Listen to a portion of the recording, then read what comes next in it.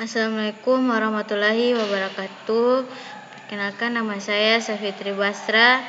Di sini saya akan menjelaskan tentang metode pengembangan perangkat lunak.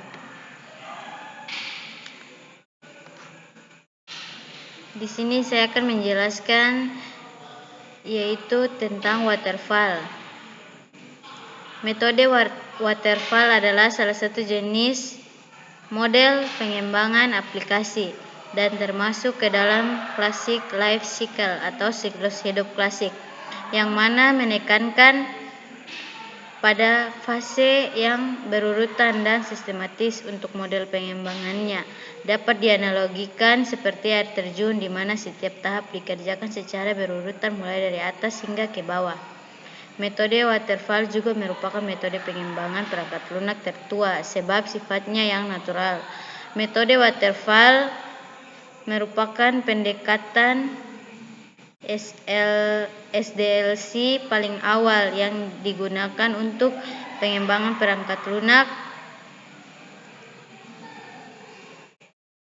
Urutan dalam metode waterfall bersifat serial yang dimulai dari proses perencanaan, analisa, desain, dan implementasi pada sistem. Kemudian masuk pada tahapan metode waterfall. Yang pertama yaitu ada requirement analysis.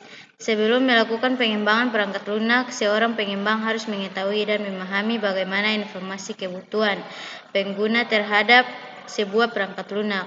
Metode pengumpulan informasi ini dapat diperoleh dengan berbagai macam cara, diantaranya diskusi, observasi, survei, wawancara, dan sebagainya. Informasi yang diperoleh kemudian diolah dan dianalisa sehingga didapatkan data atau informasi yang lengkap mengenai spesifikasi kebutuhan pengguna akan perangkat lunak yang akan dikembangkan. Kedua yaitu System and Software Design. Informasi mengenai spesifikasi kebutuhan dari tahap requirement analisis selanjutnya dianalisa pada tahap ini untuk kemudian diimplementasikan pada desain pengembangan. Perancangan desain dilakukan dengan tujuan membantu memberikan gambaran lengkap mengenai apa yang harus dikerjakan. Tahap ini juga akan membantu pengembang untuk menyiapkan kebutuhan hardware dalam pembuatan arsitektur sistem perangkat lunak yang akan dibuat secara keseluruhan.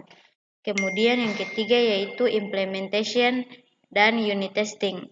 Pada fase ini juga dilakukan pengujian dan pemeriksaan terhadap fungsionalitas modul yang sudah dibuat, apakah sudah memenuhi kriteria yang diinginkan atau belum. Keempat, integration and system testing. Setelah seluruh unit atau modul yang dikembangkan dan diuji di tahap implementasi selanjutnya, diintegrasikan dalam sistem secara keseluruhan. Setelah proses integrasi selesai, selanjutnya dilakukan pemeriksaan dan pengujian sistem secara keseluruhan untuk mengidentifikasi kemungkinan adanya kegagalan dan kesalahan sistem. Kemudian yang terakhir yaitu Operation and Maintenance. Pada tahap terakhir dalam mode waterfall, perangkat lunak yang sudah jadi dioperasikan pengguna dan dilakukan pemeliharaan. Pemeliharaan memungkinkan pengembang untuk melakukan perbaikan atas kesalahan yang tidak terdeteksi pada tahap-tahap sebelumnya. Pemeliharaan meliputi perbaikan kesalahan, perbaikan implementasi unit sistem, dan peningkatan dan penyesuaian sistem sesuai dengan kebutuhan. Kemudian di sini saya akan membahas tentang kelebihan dan kekurangan dari waterfall, dari metode pengembangan waterfall itu sendiri. Yang pertama yaitu kelebihan. Satu yaitu workflow-nya jelas atau diagramnya.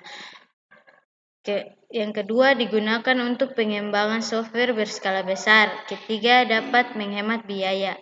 Kemudian kekurangannya yaitu tidak dapat melihat gambaran sistem yang jelas. Kemudian yang kedua membutuhkan waktu yang lebih lama. Mungkin itu saja yang dapat saya jelaskan tentang metode pengembangan waterfall. Lebih dan kurangnya mohon maaf. Wabillahi taufiq wal hidayah. Wassalamualaikum warahmatullahi wabarakatuh.